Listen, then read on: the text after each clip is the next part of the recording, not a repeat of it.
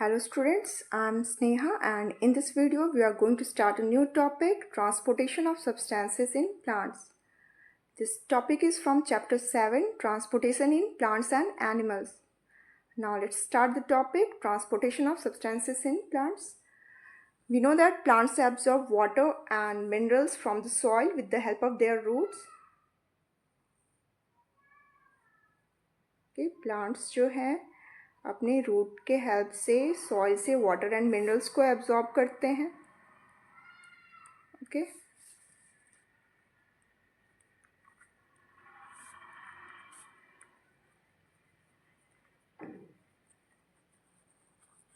and these substances need to be transported to different parts of the plant.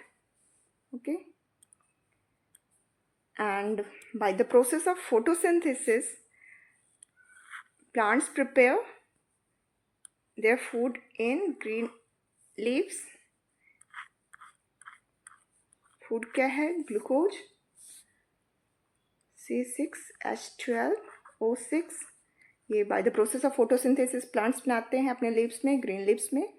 Okay, and this food also need to be transported to different parts of the plants. Okay, this food also need to be transported to different parts of the plant. For what? To carry out different functions. Okay, now how do things get transported in plants?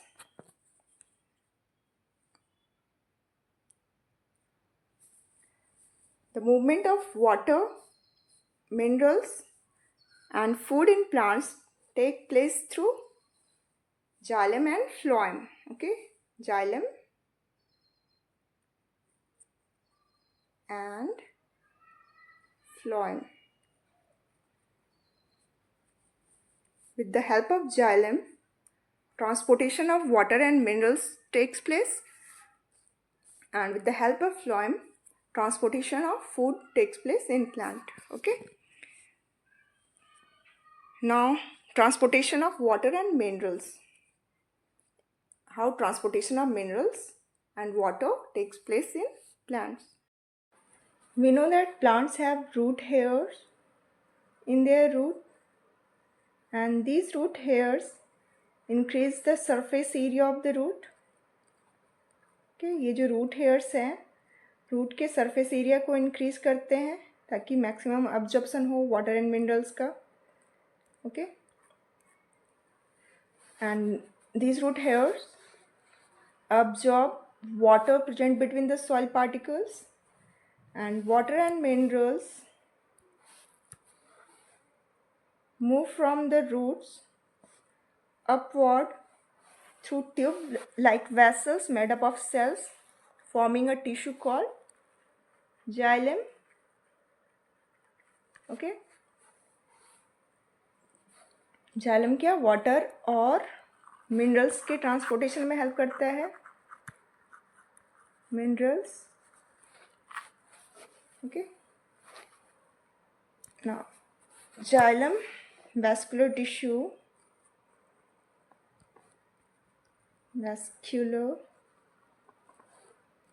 tissues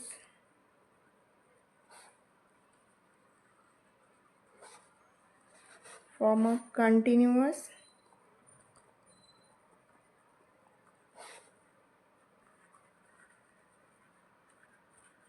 network of channels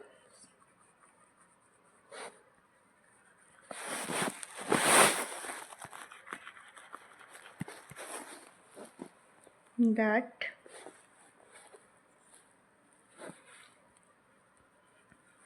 connects. किसे connect करेगा? Root को leaves से. Okay, that connects roots to the leaves through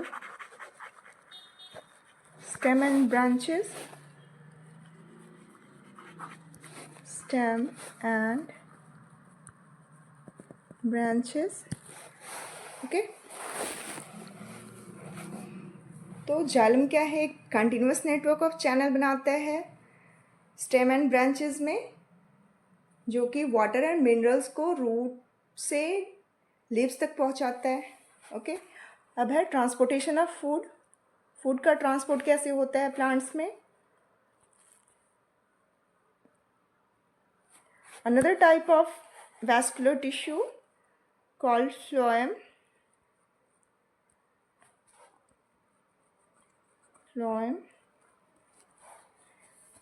help in the transportation of food, that is product of photosynthesis from leaves to different parts of the plant. क्योंकि food का synthesis कहाँ होता है plants में, leaves में ही होता है by the process of photosynthesis. और वो फूड को जो कि ग्लूकोज है उसे डिफरेंट पार्ट्स में पहुंचाने की ज़रूरत होती है प्लांट्स के. तो ये फ्लोएम के जरिए होता है. Okay, now let's see what is written here in book. In chapter 1, you learned that plants take water and minerals nutrients from the soil through roots and transport it to the leaves. The leaves prepare food for the plant using water and carbon dioxide during photosynthesis. You also learned in chapter 6 that food is the source of energy and every cell of an organism gets energy by the breakdown of glucose. The cells use this energy to carry out vital activities of life. Therefore, food must be made available to every cell of an organism. Okay, तो हमने chapter 1 में पढ़ा है कि water और minerals जो है soil से रूट के थ्रू प्लांट्स के डिफरेंट पार्ट्स तक जाते हैं. ओके, और जो लीव्स में फोटोसिंथेसिस होता है ग्रीन लीव्स में, और फोटोसिंथेसिस के जरिए जो फूड बनता है वो फूड लीव्स से प्लांट्स के डिफरेंट पार्ट्स तक पहुंचते हैं. और ये हम जानते हैं कि फोटोसिंथेसिस के लिए वाटर और कार्बन डाइऑक्साइड का रिक्वायरमेंट होता है. और ये वाटर जो है रूट के थ्रू ही लीव्स तक पहुंचता है. और जो फूड प्रिपेयर होता है फोटोसिंथेसिस के जरिए वो फूड को डिफरेंट सेल्स तक पहुंचाया जाता है through vascular tissues. Okay, in plants. और वो फूड के ब्रेकडाउन से, जो कि रेस्पिरेशन के जरिए होता है फूड का ब्रेकडाउन, ग्लूकोज जो है ब्रेक होकर एनर्जी रिलीज करता है, साथ में कार्बन डाइऑक्साइड और वाटर रिलीज करता है. ओके, क्योंकि हर एक सेल्स को वाइटल एक्टिविटीज़ के लिए एनर्जी की ज़रूरत होती है, तो फूड का ट्रांसपोर्टेशन सेल्स तक होना ज़रूरी है. तो ये ट्रांसपोर्टेशन कैसे होता है प्लांट्स में.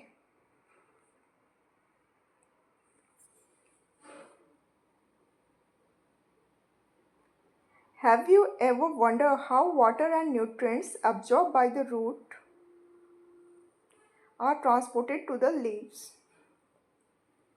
How is the food prepared by the leaves carried to the parts which cannot make food? तो ये वाटर और मिनरल्स जो है सॉइल से रूट के जरिए लीव्स तक कैसे पहुंच जाता है, और फूड जो है जो कि ग्रीन लीव्स में प्रिपेयर होते हैं by the process of photosynthesis, वो प्लांट्स के दूसरे पार्ट्स तक कैसे पहुंचते हैं. तो हमने जाइलम एंड फ्लोएम के बारे में पढ़ा ही है. जाइलम वाटर और मिनरल्स के ट्रांसपोर्टेशन में हेल्प करता है, और फूड के ट्रांसपोर्टेशन में कौन हेल्प करता है, phloem. Okay, phloem vascular tissue जो है वो फूड के ट्रांसपोर्टेशन में मदद करता है. Now let's C transportation of water and minerals. आप देख रहे हो ये रूट हेयर्स है, और ये फिगर जो है ये रूट का एक सेक्शन है. रूट को कट किया गया है और माइक्रोस्कोप के अंदर इसे देखा जा रहा है. Okay, a section of root. ये रूट हेयर्स के जरिए ही वाटर और मिनरल जो है रूट के अंदर जाता है, और फिर ये जाइलम तक पहुंचता है, जाइलम वेसल तक, और ये एक कंटिन्यूस चैनल बनाता है जाइलम. ओके, और फिर वहाँ से वाटर स्टेम एंड ब्रांचेस के थ्रू लीव्स तक पहुंचता है. ओके, नाउ लेट्स सी.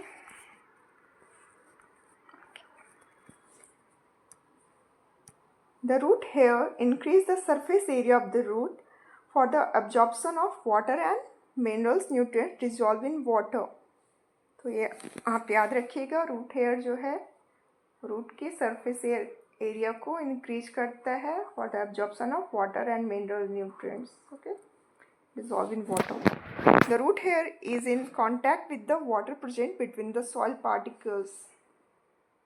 तो वाटर जो सॉइल पार्टिकल्स के बीच में प्रेजेंट होते हैं, रूट हेयर उसके कांटेक्ट में होता है और उसके अब्जॉर्प्शन में हेल्प करता है, वाटर के अब्जॉर्प्शन में. ओके, ये फिगर 7.7 में है. ये देखिए.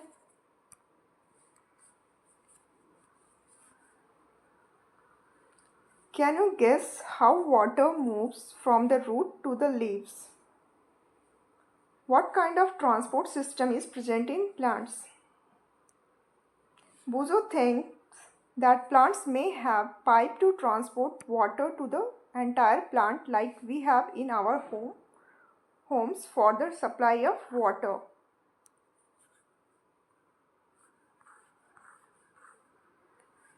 Well, Buzo is right. Plants have pipe-like vessels to transport water and nutrients from the soil. तो प्लांट्स में क्या होते हैं, एक पाइप-लाइक वेसल होता है for the transportation of water and nutrients from the soil. Okay, हमने पढ़ा जाइलम जो है एक कंटिन्यूस नेटवर्क ऑफ चैनल बनाता है from roots to the leaves through stem and branches. तो ये पाइप-लाइक ही स्ट्रक्चर होता है. The vessels are made up of special cells forming the vascular tissue. ये जो vessels जो हैं, जो पाइप-लाइक वेसल है, वो एक स्पेशल सेल से बना रहता है जो कि वैस्कुलर टिश्यू बनाता है. और ये वैस्कुलर टिश्यू को जाइलम कहते हैं. जाइलम है ये जो वाटर और मिनरल्स के ट्रांसपोर्ट में हेल्प करता है. Okay, what is tissue? A tissue is a group of cells that perform specialized function in an organism. Okay, specialized function होता है, जैसे कि जाइलम एक वैस्कुलर टिश्यू है, इसका स्पेशलाइज्ड फंक्शन क्या है? वाटर एंड मिनरल्स का ट्रांसपोर्टेशन. फ्लोएम जो कि एक वैस्कुलर टिश्यू है, इसका स्पेशलाइज्ड फंक्शन क्या है? फूड का transportation. Okay, The vascular tissue for the transport of water and nutrients in the plant is called xylem. Okay, तो ये definition आप लिख सकते हो. xylem क्या है? The vascular tissue for transport of water and nutrients in the plant is called xylem. The xylem forms a continuous network of channel. तो xylem क्या बनाता है? एक कंटिन्यूस नेटवर्क ऑफ चैनल बनाता है. कंटिन्यूस नेटवर्क का channel that connects roots to the leaves through the stem and branches, thus transports water to the entire plant. ओके, तो ये याद रखिए, जाइलम जो है वाटर एंड मिनरल्स के ट्रांसपोर्टेशन में हेल्प करता है by forming continuous network of channels that connects roots to the leaves through stem and branches. Okay,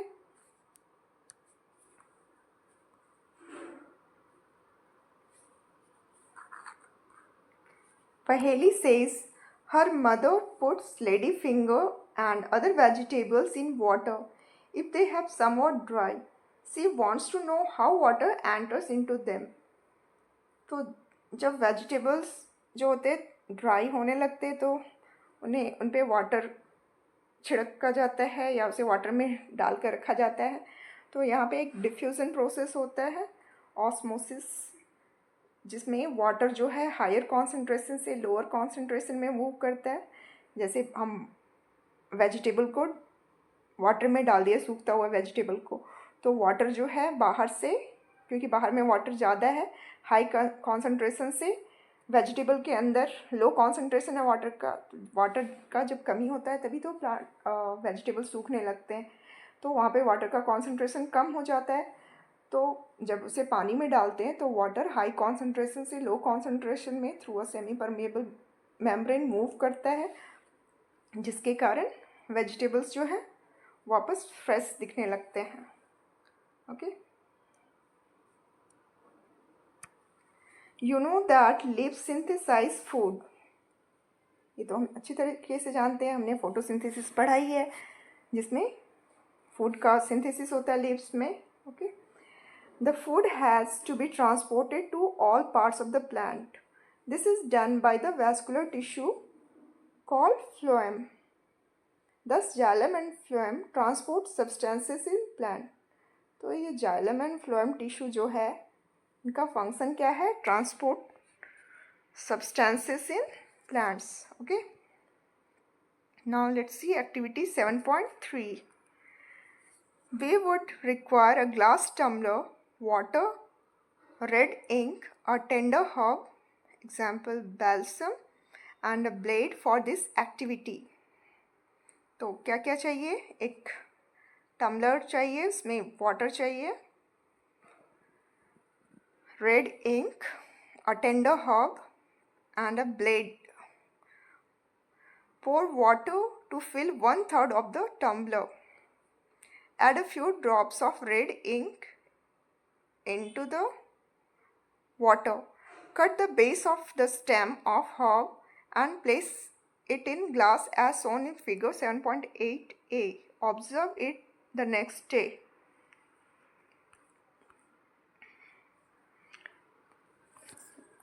Like this. इसमें वाटर लेना है टम्बलर में, उसमें रेड इंक को घोलना है और एक हर्ब को लेना है, उससे नीचे से कट करके इस वाटर में डाल कर रख देना है एक दिन के लिए. ओके.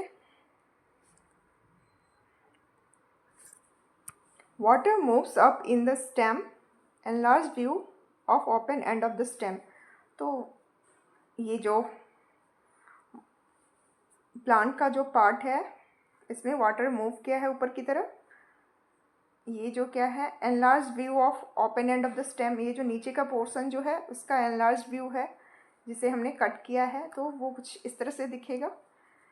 ये जो आपको रेड पोर्शन दिख रहा है वो रेड इंक ही है, रेड इंक का स्टेन है जो यहाँ पे जालम को दिखा रहा है. ओके. इस जालम के थ्रू ही वाटर का मूवमेंट हो रहा है. क्योंकि वाटर में इंक घुला हुआ है इसलिए इनका कलर रेड हो गया है. ओके. तो ये सब जालम है जो रेड पोर्शन है. Does any part of the herb appear red? If yes, how do you think the color reached there? You can cut the stem across and look for the red color inside the stem. आप देखोगे, उसे cut करोगे stem को, तो उसी तरह आगे के पोर्शन में भी रेड रहेगा जहाँ जालम है, क्योंकि इधर से वाटर गुजरा है, क्योंकि वो रेड कलर का वाटर है तो वो जालम में अपना रेड स्टेन छोड़ता हुआ ऊपर की तरफ मूव किया. You can cut the stem across and look for the red colour inside the stem. For this activity, we see that water moves up the stem. In other words, stem conduct water. Just like the red ink, minerals dissolve in water also move up the stem. तो red ink जैसे move कर रहा water के साथ साथ, उसी तरह minerals भी है वाटर के साथ ही मूव करते हैं. Okay. Water and minerals go to leaves and other plant parts through narrow tubes xylem inside the stem. तो वाटर एंड मिनरल्स इस नैरो ट्यूब जाइलम से होते हुए ऊपर की तरफ मूव करते हैं प्लांट्स में.